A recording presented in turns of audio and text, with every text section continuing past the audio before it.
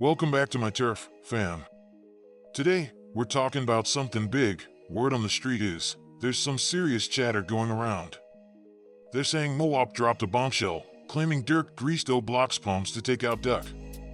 But before we dive into that, make sure you hit that subscribe button and ring that notification bell. We're hustling hard, for that next milestone, 20,000 subs.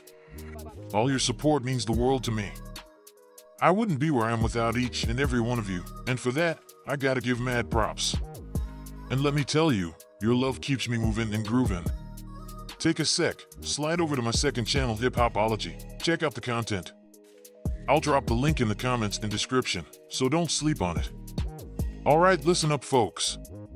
Here's the scoop straight from the alleys. Muwop spilled the beans to the cops, pointing fingers at Lil Durk for greasing his palms to bump off FBG Duck. And guess who's behind this tale? None other than FBG Butter himself. He's laying it all out, saying, check it, y'all. There's footage of their bust when they nabbed him for the Duck hit. Now, you're probably wondering who's got the dough to fly those boys to Chicago in 5 hours on a private jet, right? Well, don't you worry, mister, I know everything but I got you covered. As he said, let me tell you, it's Durk. As he continued to say, they call him up, saying, hey, get those guys here, and we'll hook you up. From Butter's point of view, just like they had the goods on Shorty, they got the dirt on Durk too. Paying to off your own blood? That's a one-way ticket to the slammer, ain't it? Bugs Bunny ain't got nothing on this drama. And here's the kicker, according to Butter, Lil Durk's waving around receipts like it's Monopoly money, showing off the real cash he got to make that hit. So, why is he still walking free? That's the question on everyone's lips, my friends. Listen, I get where Butter's coming from. It's like this whole thing's turned into a circus, and Butter's the ringmaster. We know Muwop ain't spilled nothing, not a peep about Durk paying him to ice FBG Duck. Butter's just playing the game, treating these platforms like they're his own personal stage. People paying him to spin his yarn, make it seem like he's dropping truth bombs left and right. But let's be real here, he's just spinning lies. Remember when Butter said Muwop got shot in the knee during the Duck hit? Yeah, that was straight out of left field. Trust me, Butter's just serving up fiction with a side of drama. Check this out. Butter's out here spouting off in one interview like he's dropping some truth bombs.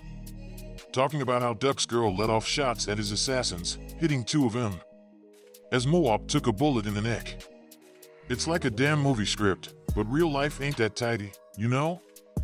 And then Butter's going off, saying they did an interview on top of the murder scene, calling out the cops like they're idiots. And what about that picture that went viral, Muwop rocking Duck sneakers? That's some straight up clownery, man. Butter's acting like he's got the keys to the kingdom with that evidence, but it's all smoke and mirrors. We're talking real business here, not some street circus. But hey, is that stuff even in public records? That's the real question. Man, let's keep it real. When did they ever say they found the Draco that did the job? I ain't making this up, that's facts. And you know what? That line, it ain't no fun when the rabbit got the gun, ain't that the truth? Dude's out here on the internet spitting whatever he pleases.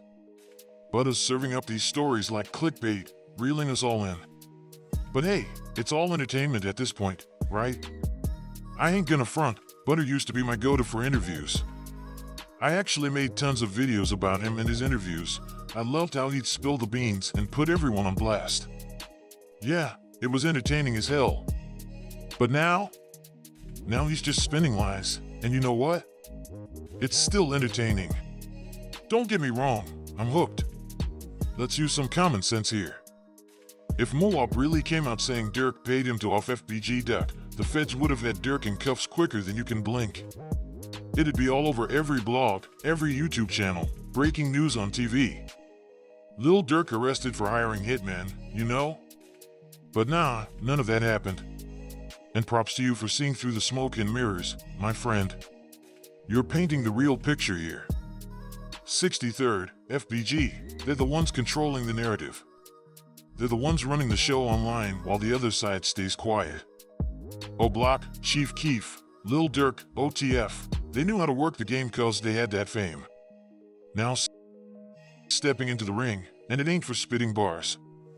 The GDs are in the mix, not as rappers, but as bloggers, YouTubers, controlling the narrative like it's their own personal script.